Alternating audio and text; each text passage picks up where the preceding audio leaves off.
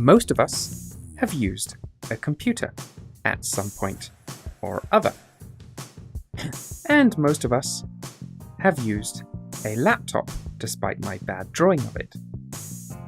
Now, a lot of us haven't actually used what's called a Chromebook, which looks exactly like a laptop. But you may have heard they are not quite a laptop, and that is partially correct. On one level, they actually have all of the components of a laptop. They've got a CPU, they've got RAM, they've got a very small hard drive to store stuff on, and of course they have a motherboard, a screen, a keyboard, everything you'd expect.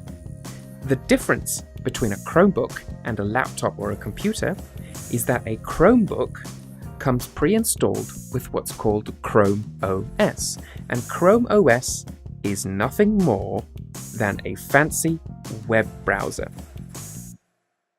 So on your computer, you might be running Chrome as web browser, but you're also running Internet Explorer or Firefox or whatever you've got. On a Chromebook, you are stuck with Chrome. You can't install any other browser as of yet.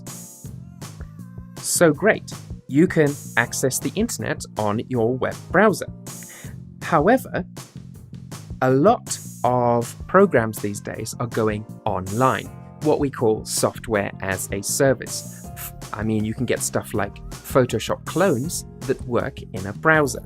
And that is what Chrome OS is banking on.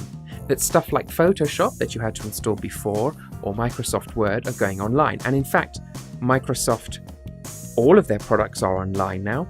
And you have the same happening across the Photoshop or the Adobe world, and indeed Google's own documents. So all of these are what we call web apps, and web apps can all run in a browser. Hence why a Chromebook simply runs a browser. They don't need to run a full operating system because they know most things you will use will run in the browser. So the trick to using your Chromebook is not to think of it as a computer. It's much better to think of it as a web browser and use it accordingly. So you can't really store files in it. You can, sort of, but it's not really designed for that.